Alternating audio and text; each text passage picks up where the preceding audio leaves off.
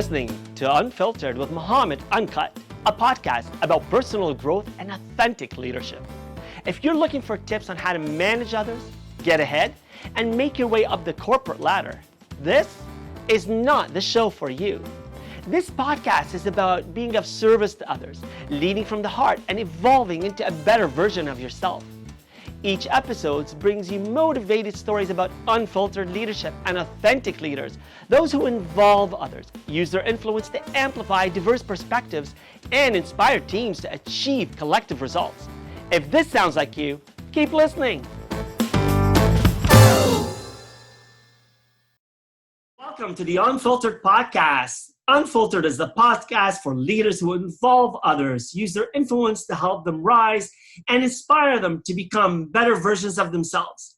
The Unfiltered Podcast showcases leaders who lead from the heart to make a positive change. And today, we have such an unfiltered leader. We have someone who leads from the heart, somebody who's a father, who's a husband, somebody who cares about the people that he works and serves, because he knows what it feels like. He understands his audience. Ladies and gentlemen, welcome to the Unfiltered Podcast. And our guest today and our friend is no other than David Hill. Welcome, David Hill. Absolutely thrilled to be here. Thanks for having me on. Thank you for accepting to be on this podcast where we really showcase people who lead from the heart, who want to make a positive difference in their homes, in their communities, in their workplaces. And, you and I've had the opportunity to chat already. So I know you're such a person, and I'm really looking forward to our conversation today. So all my listeners probably want to know who's David Hill. So I'm going to give them a better background. So David Hill previously worked as, can I call you Dave?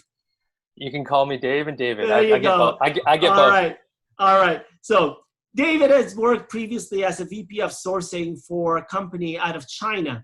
And for the last 6 years, he found himself traveling between Canada and China. And that sort of lifestyle, as we're going to hear shortly, takes its toll on you. So David decided to start his own business. And he works with people he understands because David is a millennial.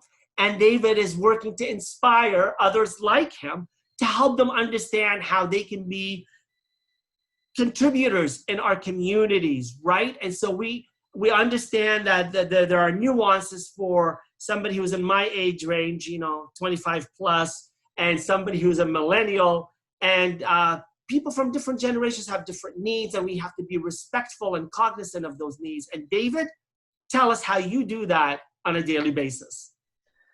Oh, man. Yeah. Great introduction, by the way. That made me feel very good. Yeah. So, for me, kind of just highlighting some of the things that I did before. I was traveling in China for the last 6 years, half of the year, every single year. I was either in a metal tube or in China developing and commercializing footwear. Our company worked with Brooks, 𝐏𝐨𝐝𝐿. Ultra running is another big project of ours that have been very, very successful. And, it kind of took a toll on me after 6 years. And it really hurt my relationship in my marriage. I wasn't really connecting in the way that I needed to be. I wasn't there, mentally, maybe physically, but, that doesn't count.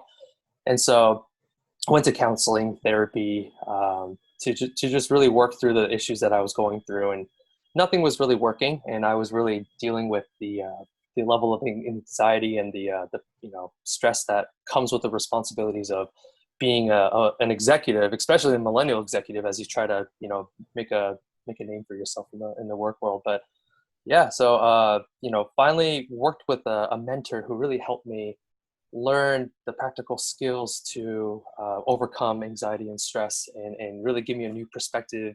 Really helped me do a lot of shifting with my mindset as well. And I decided to really, transition away from that. Even though I was able to handle that, I knew that I wanted to do something more than that. Really looked within my, what I thought my purpose was to be.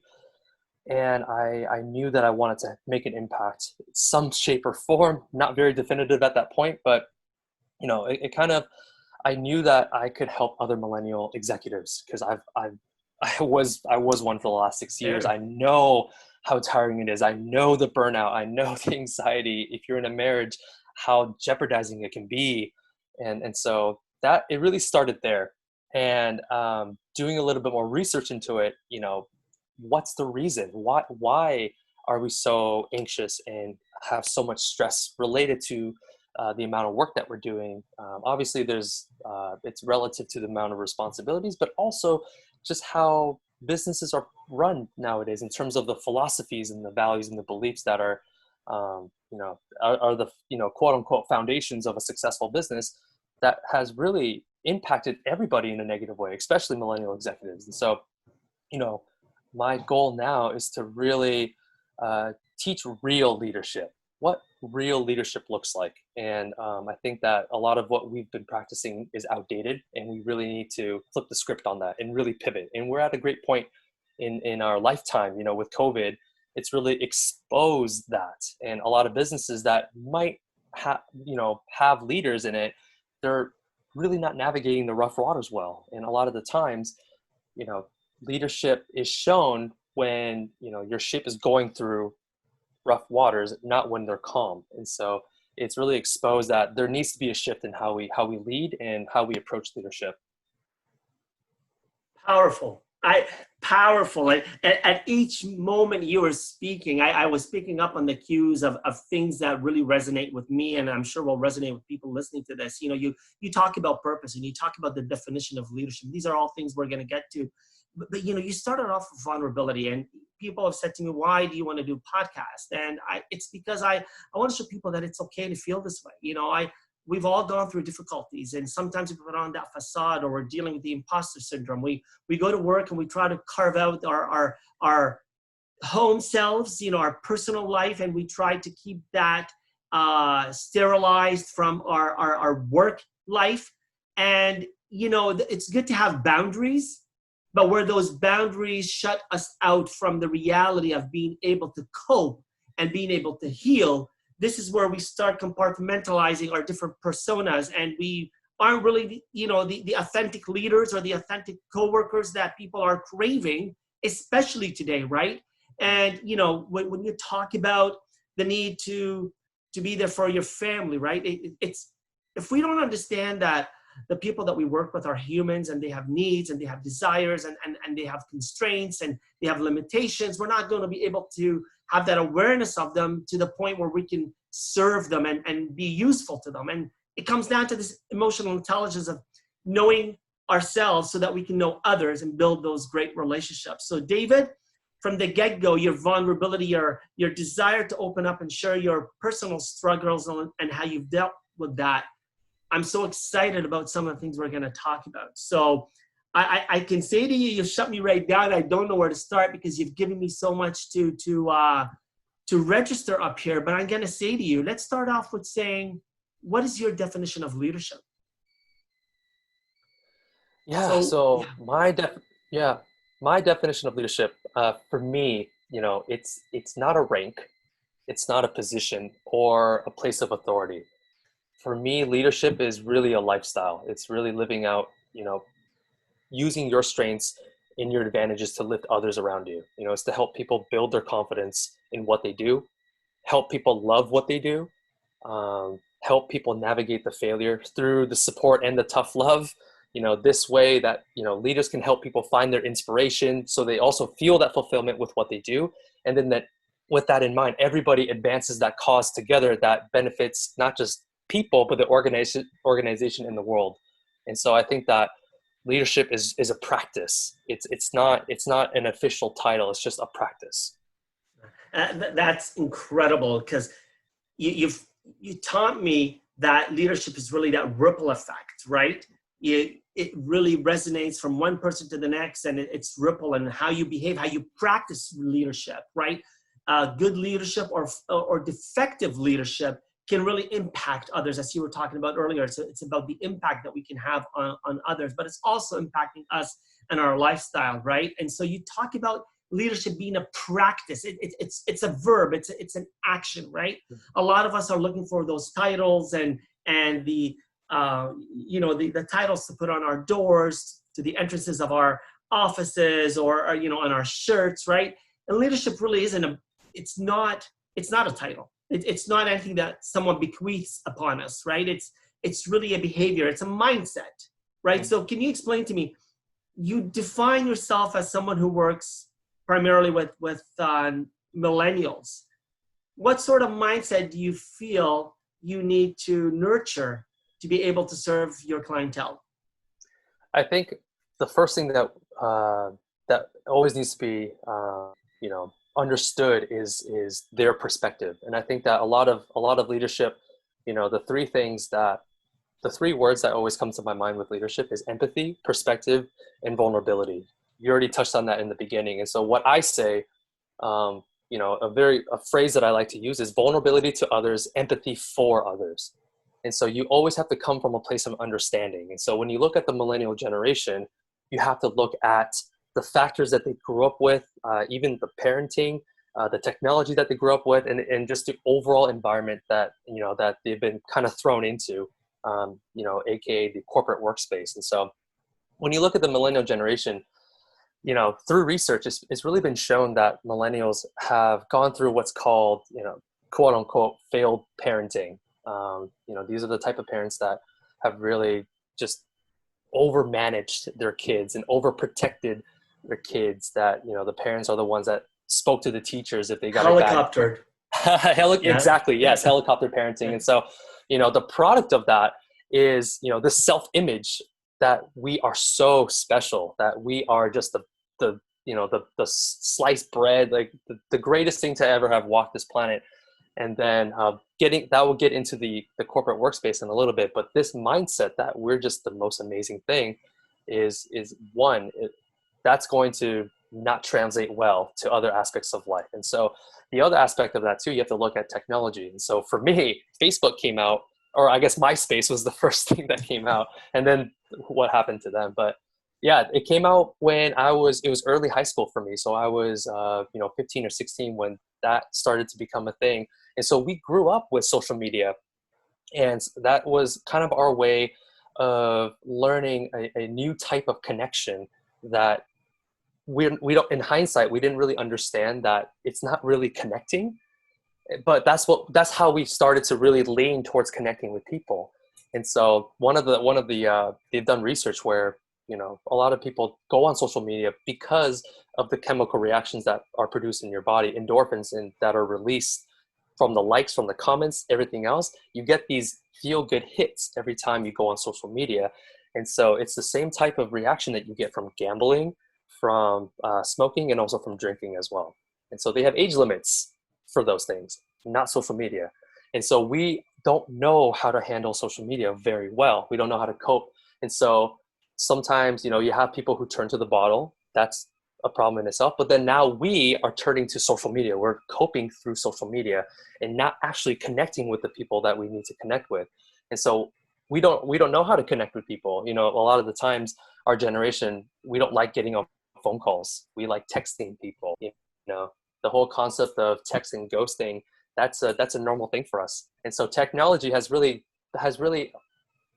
worked against us in a way that we don't know how to connect with people. And that's one of the only ways to really produce that feel good and really draw out the good in us. And so you have the parents who have the quote unquote failed parenting, and then you have the technology that kind of works against us. And then with that self-image and that, impatience in mind, you're getting thrown into the corporate workspace, which doesn't even care about people for the most part. It's all about maximizing shareholder wealth, either by focusing on profits, focusing on growth at the expense of people to make sure that the shareholders are happy. That's like a coach focusing on the fans and not on the team.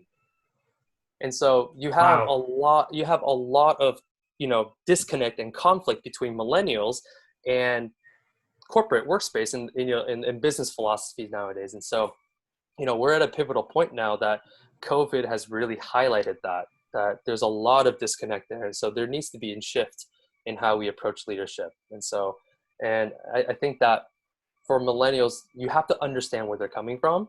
And so that way we can know how to address that through proper leadership and real leadership. And you talk about empathy and the need to understand. And I guess my question to you is, how do you bridge a generational gap in the workplace?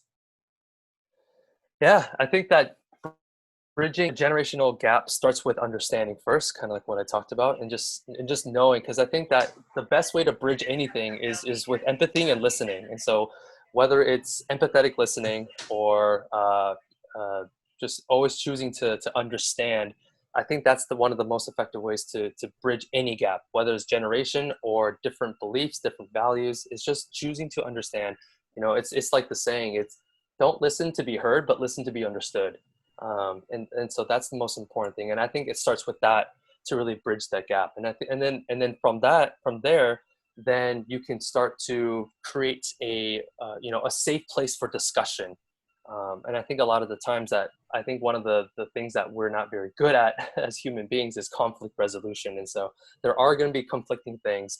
And so when you have, maybe generation baby boomers versus millennials, they're not going to see eye to eye on things. And so if you're not listening, you're not choosing to understand, then there's no way that there's going to be any type of generational bridging.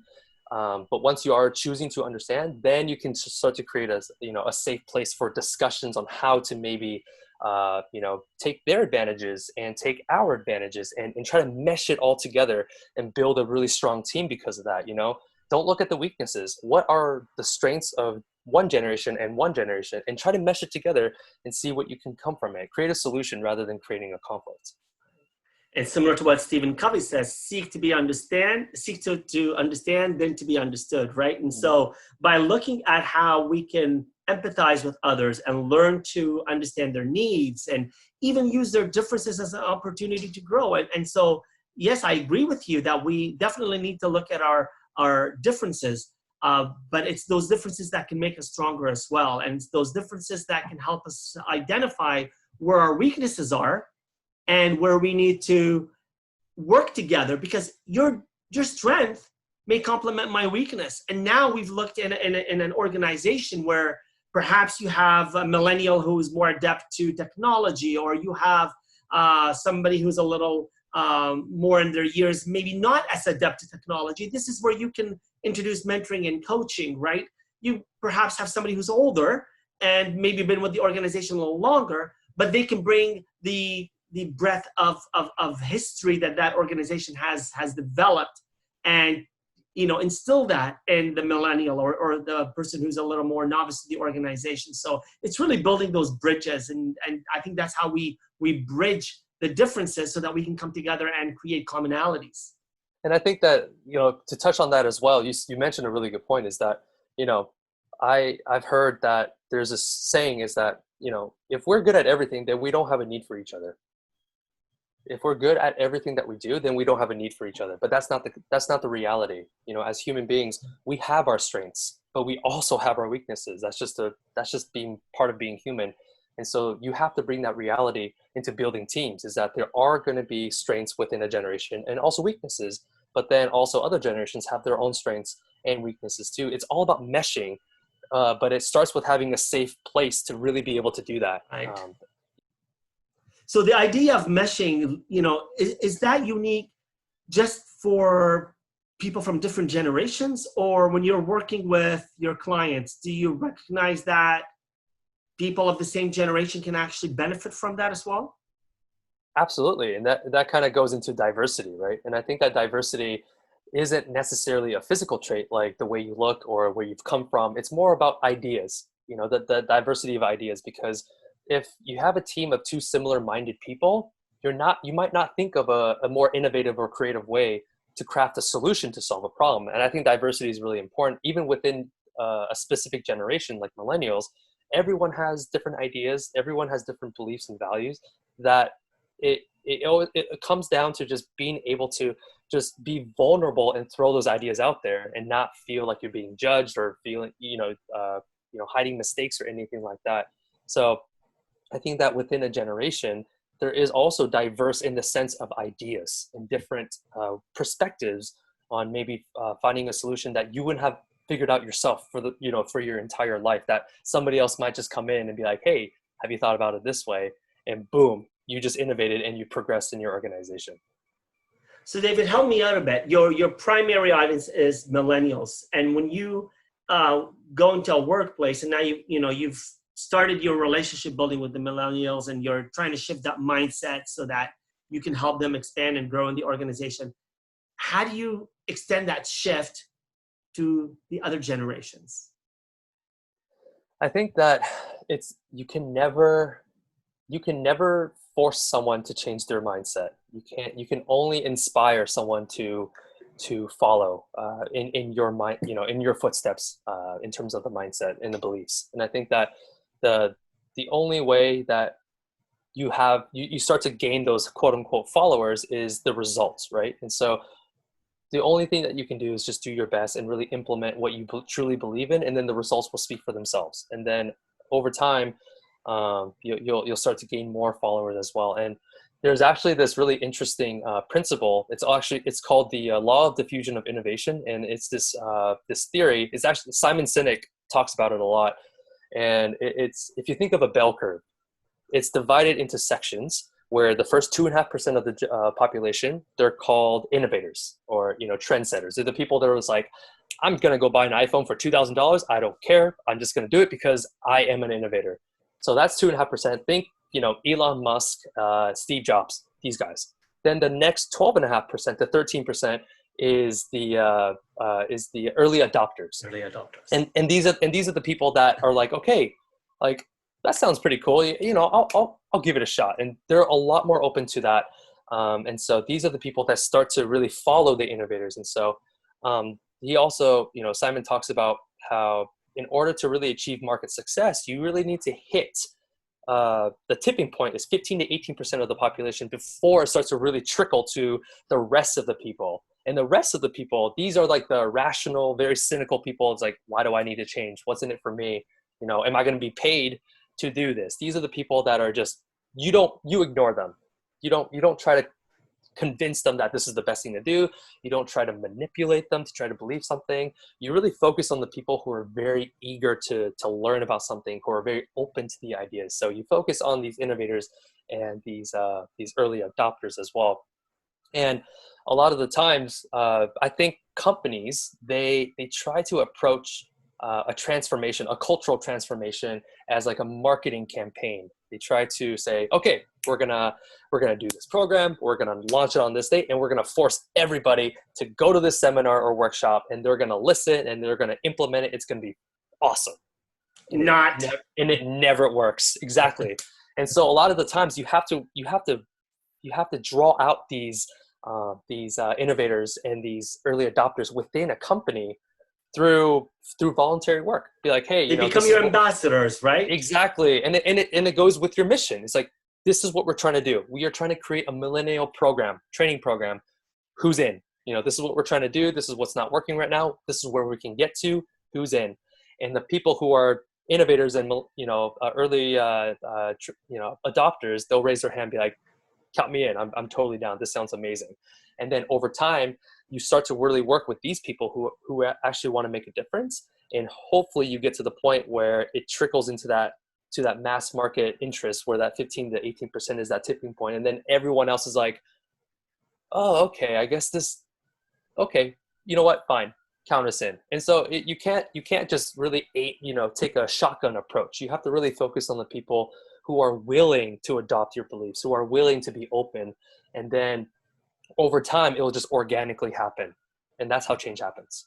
So let me ask you, I want to make sure I've understood you correctly. Are you saying that the innovators and the early adopters tend to be within a certain demographic or generational demographic?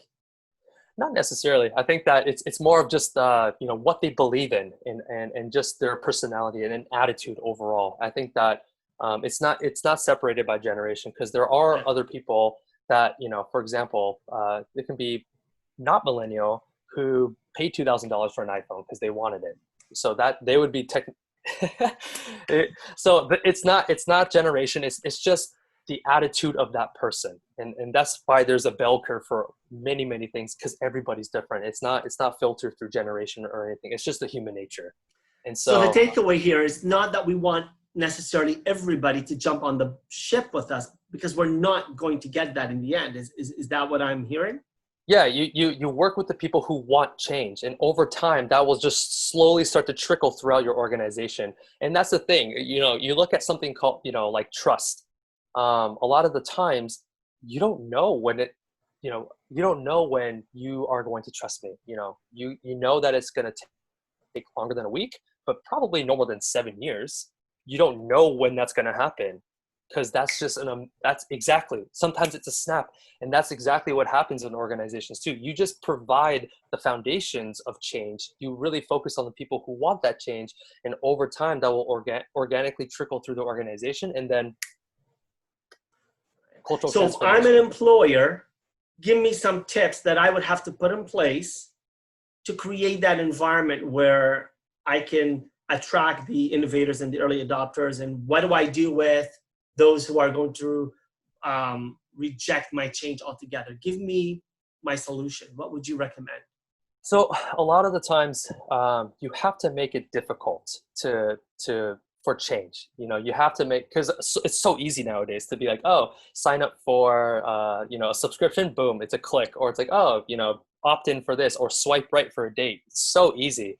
You have to make it difficult. So it's almost like an application process for people who actually want to do it. So for example, if you're setting up a workshop or a seminar, make it on a Saturday.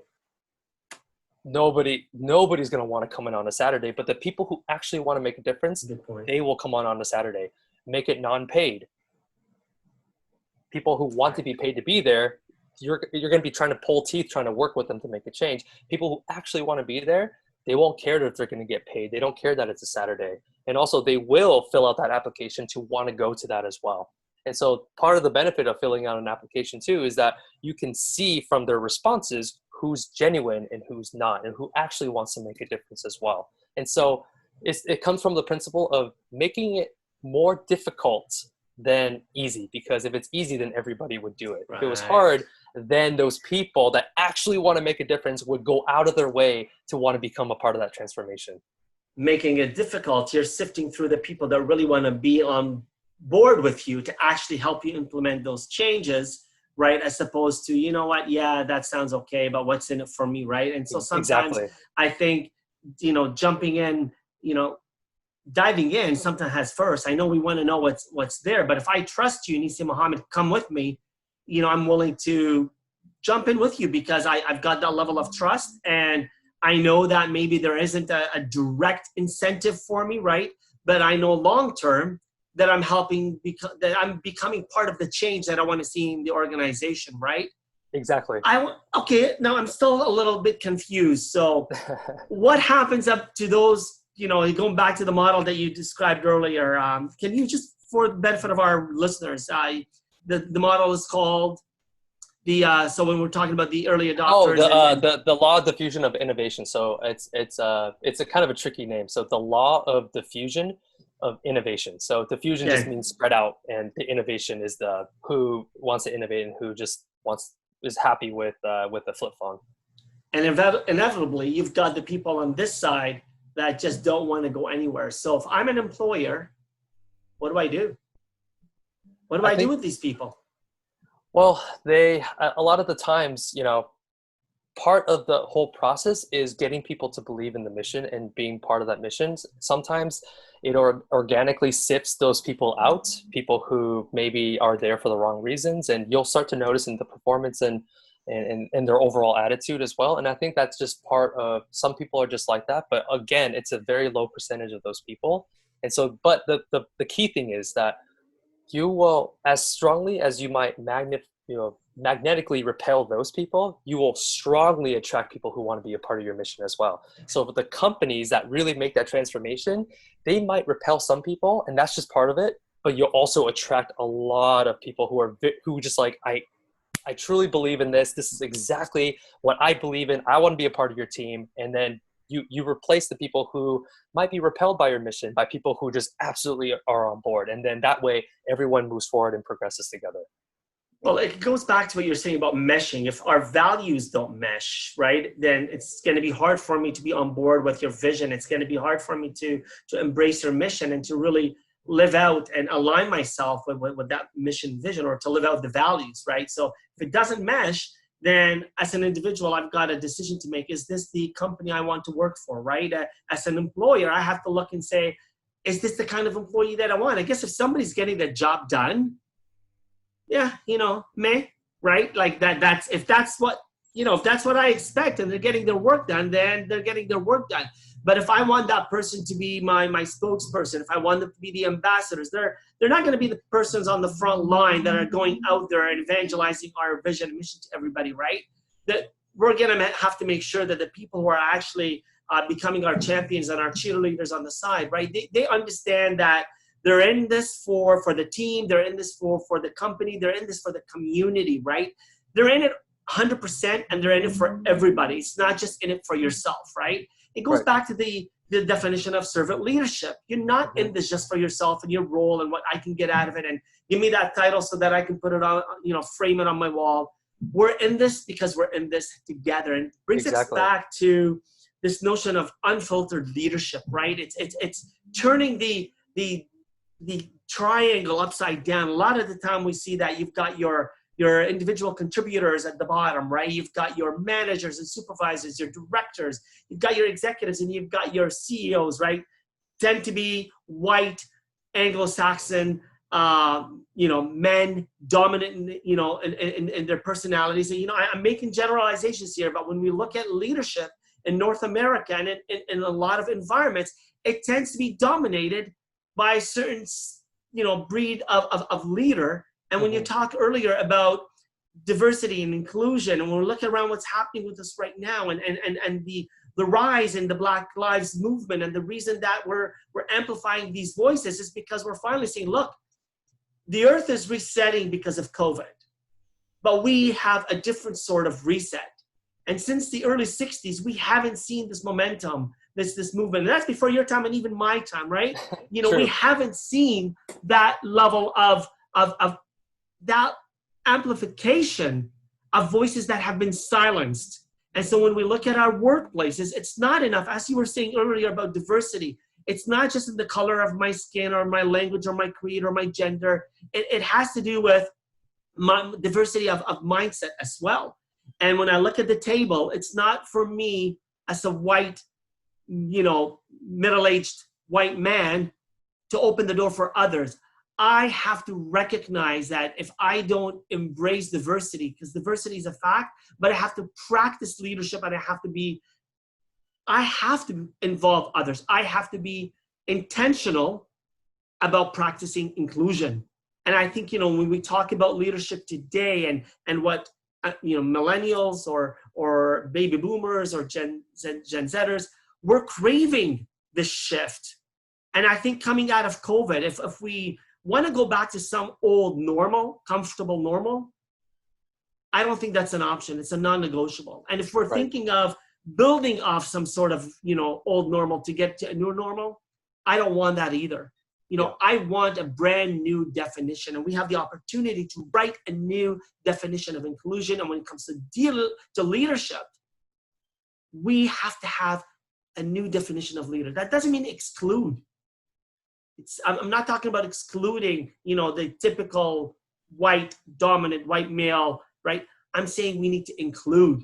And that means that now we have to look around us, and that's why I think I think it's reactionary, but some of the leaders and really high, in some of the organizations, without mentioning any names right now, they stepped down to make room for leaders who were Black, for example, right? Because they recognize, wait a minute, we're not reflecting our client, we're not reflecting our audience, we're not reflecting society. So I want to come back to you, and you mentioned earlier about social media, because social media is what is allowing us to amplify these voices and to infer and insist that we need to be more inclusive. But you touched upon social media as being something that could be equally dangerous, right? It's whereas we may have a medicine to wean us off other addictions, how can we deal with social media? What are some positive things that you believe social media can bring to the practice of leadership? I think that for me, my definition of social media, the way that I use it, I call it business media.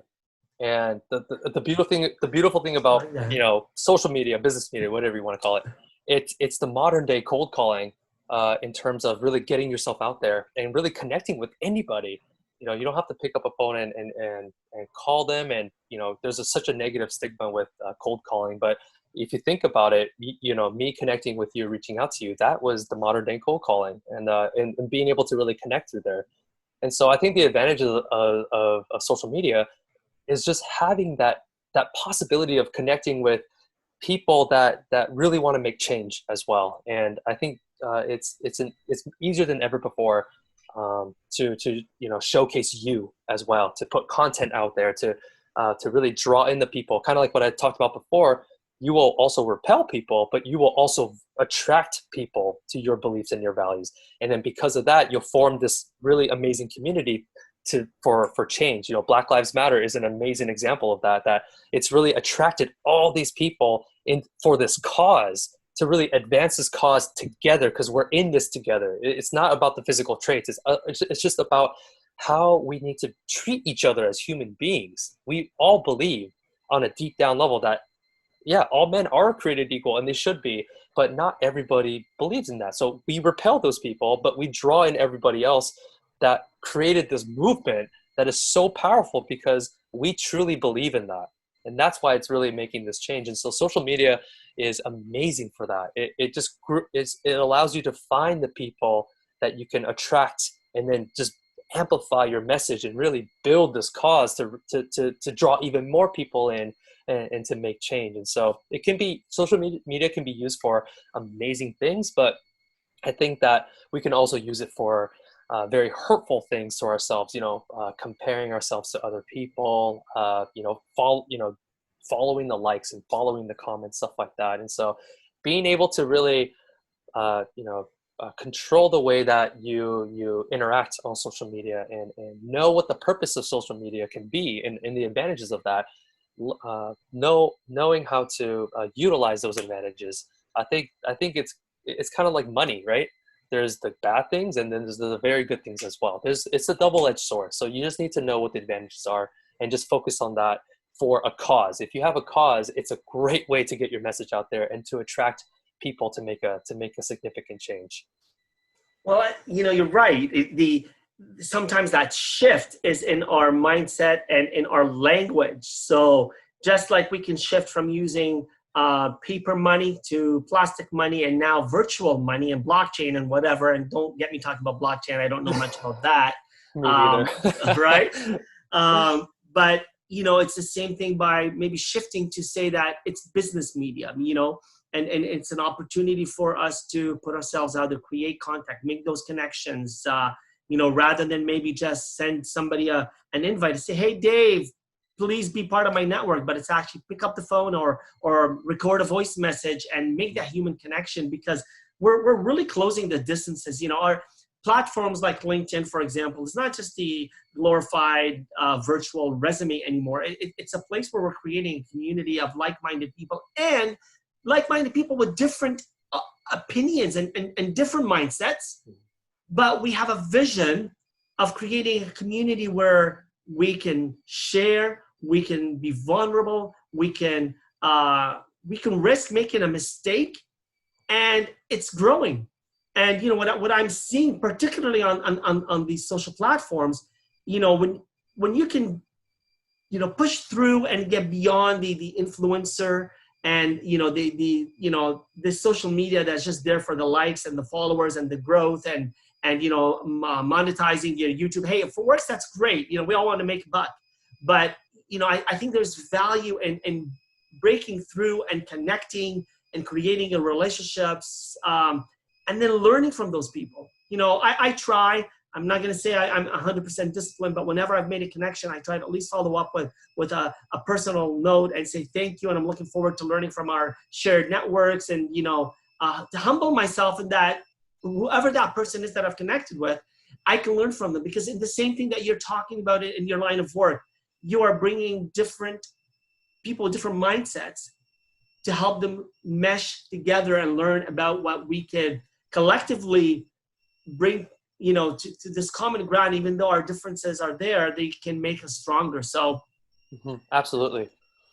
Let me ask you, what's your favorite book, or what's a good book that you've read lately? We've talked about really, really strong topics here, like the Black Lives Matter and differences, right? I'd love to know more about you, and maybe what's a good book you've read recently. Oh man, one of my favorite books. I talked about Simon Sinek before, and he's a huge influence in the way that I've changed my, just even my own mindset and how I believe in leadership as well. So Leaders Eat Last, fantastic book. I also love Brene Brown, very similar in terms of, yes, there you go. Yes. So that's it's a great book. I love where he got the title of that book too. I don't know if you heard the story, but basically, please share. Yeah. So the title of the book, he says that it actually comes from the military, and how the officers of the military, high-ranking officers, they actually eat last because they have to take care of the people that are in their charge. So that's where the whole title of the book came from, is that leaders eat last because they're taking care of their people. That's the philosophy behind that as well. So it's beautiful. And then another great book is Dare to Lead by Brene Brown. Love that book. Yeah. So I'm looking for it on my shelf. I see you. Yeah, I see you smiling too. So yeah, she's awesome. Recently read that book, and it has been a life changer for me equally. When we talk about vulnerability, it's a must read. Yes. So those two are just like, I've meshed them together, and it's just, it's funny because if you don't talk about, what we're talking about from a business context, this is just like how we should be treating each other as human beings. It's just, we should be treating each other with love and show empathy and actually care for each other. Then you just slap on the business context on top of it. It really shouldn't change all that much. Obviously, there's the hard skills of management and knowing how to do marketing and sales and stuff like that. But at the end of the day, it's just, we have to treat each other better as human beings. That's all it is. Well, we're human beings and not human doers, right? So, those management skills, they're very important. We need them. And that's how we run business, and that's how we serve each other, right? But it's like Brene says, we need to remove our armor, right? We need to remove the shield and the armor so that it's okay to be vulnerable. And I find typically men are afraid to do that. We cannot remove the various layers of our masks. And so we find ourselves digging deeper and deeper and deeper into the deep caverns and layering mask upon mask. And we are no longer who we are. And then we get into our workplaces and different personas. And when you look at Simon Sinek, and I appreciated Leaders Eat Last as well, this is where Simon formed who he was to become, and the way that his interpretation of servant leadership. And there's an importance from sharing and learning and using these platforms to connect and to learn. Because when you look at what's happening today in COVID and some of the things that we can learn from the things that we've read as leaders and the things that we need to bring into our workplaces, when Simon is talking about the organization where they had to lay people off, right? And leaders eat last, right? Some people came up and said, well, let me take 2 weeks unpaid holiday rather than lay off or furlough someone.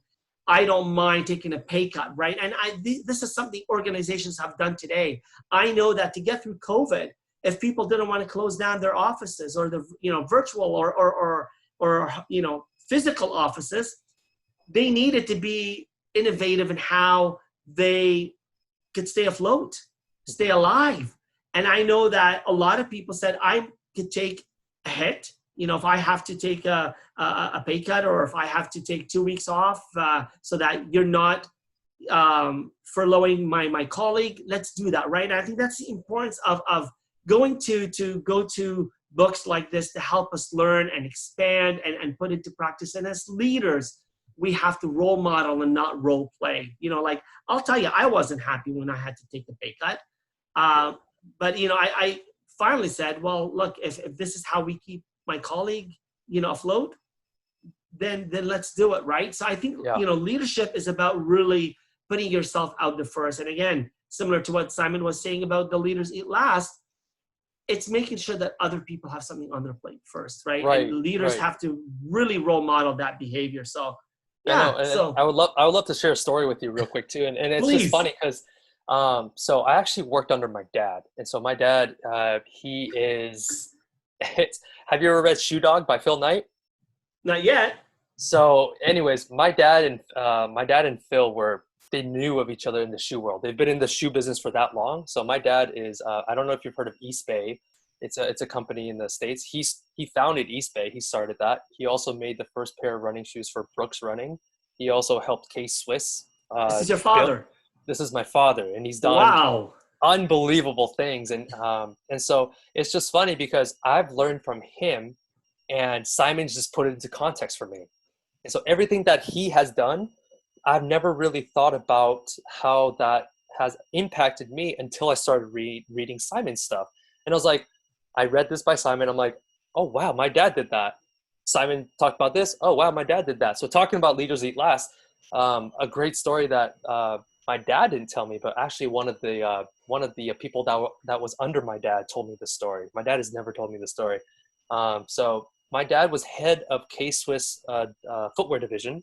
So he was in Taiwan at the time, and he was managing, I don't even know, thousands of people, and he had a very strong team under his belt of footwear developers.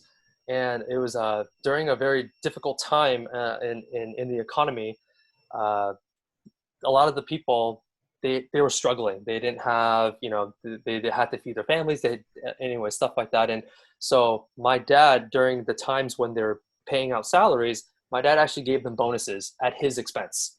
So then they can stay afloat and provide for their families. And so one of the guys, his name is Mike. He's worked with, he does amazing stuff in the footwear world right now. He's a great friend of mine. And he just says, he always reminds me how grateful he was for what my dad did like 20 plus years ago. And that's something that he's never forgotten. And so that's the reason why he's actually paid that type of servant leadership forward to me. And Mike trained me when I was learning footwear. And so a lot of, my dad was a prime example of what servant leadership and what, caring and empathy type of leadership was. And I just never put it together until I read Simon's stuff. And then a lot of that was like, I need to pay this forward. This is I was so fortunate to have a leader like my dad, and he was just my dad, right? Like I didn't put it together that he was just this amazing leader with what he was doing. And so now it's like, wow, it makes so much sense now. And now I have to pay this forward. And so this is a big part of my mission as well. And I just wanted to share that quick story with you. And I'm glad you did. I mean, that really puts into perspective how, whether it's in our parenting style or in our workplace style, the type of leader that we are, the leader that involves, influences, and inspires. Yes, we can read a great book to learn more about those leaders, but when we can look to people in our lives who have been those leaders who have been kind, like they give charity in secret.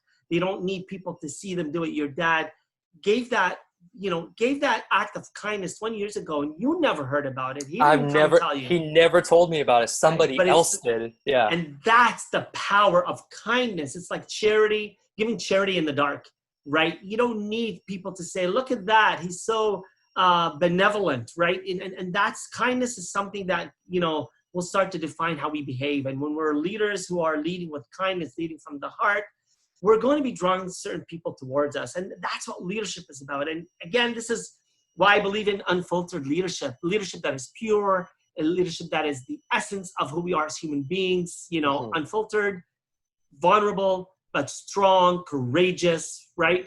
And this brings me kind of to the time of the podcast where I say to you, what is something that you could share with my listeners? So every week I share something called the unfiltered thought of the week. This is something that I tried to bring value to in the past with my listeners. And now I want, my guests to actually share the unfiltered thought of the week. So what is one thing that you could share with our listeners today to help them become better versions of themselves, or better leaders, or better people, better humans? I think there's three things that I think that everyone can really embody. Number one is never stop learning. never settle in terms of knowledge, and also just getting to know people, connecting with people. Never stop learning, never stop growing, because as soon as you stop, your perspective, your creativity, your innovation, your innovative thinking, that also stops as well. So never stop learning from people, from books, from podcasts, from videos. Always have that hunger to just keep learning, because you'll be surprised of how much of a shift that will make for you, that will just benefit not just you, but everyone else around you as well. And so that's number one. Number two is just being vulnerable and being open to being wrong. There's nothing wrong with being wrong, because you don't know everything. I don't know everything. And that's where, creating that safe place to really have discussions, to not develop conflicts into devastating things. It's more, it's a productive conflict resolution to form new ideas, being able to break apart something that you've thought of for like the last 5 years, and then boom, having one conversation, and then you form something brand new that can help you, that can help the people around you. So being open to being wrong, and don't be afraid of that. So that's number two. And then the last thing is surround yourself with the people that you want to become, because you are the average of the 5 closest people to you. So surround yourself with the people that you want to become. So be the leader that you wish that you had. So surround yourself that you want to be with the people that will benefit you and help you become a better person. Powerful. And I know you're a young father with a young daughter. You're starting out a wonderful career to serve other people, and you've had a great mentor in your life and great experiences. And David, I could talk to you for another hour. I know we had a quick chat before this. I learned that this is what it's all about. It's connecting with people and learning and expanding. As you say, never stop the learning. And to the point that you bring to the clients that you serve, we need in our workplaces, in our communities, and in our homes to find the commonalities, whether they're differences in opinion or differences in generation. We find those commonalities, and where we differ, we use our differences to build us up and help each other rise, because together we're going to be stronger. And this is what we need today for new leadership. And this is sort of unfiltered leadership that we need going forward. So you and I have just begun our journey together and our discussions. I look forward to continuing to chat and collaborate. I want to thank you today. And I want to tell you, stay blessed, stay unfiltered, and all the best to you, my friend. Always, my friend. It's always an absolute pleasure talking to you. Likewise.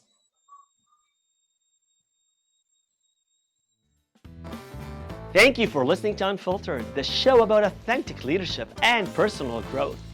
Like what you heard? Click subscribe, share it, and tell a friend about it. And don't forget to leave a rating.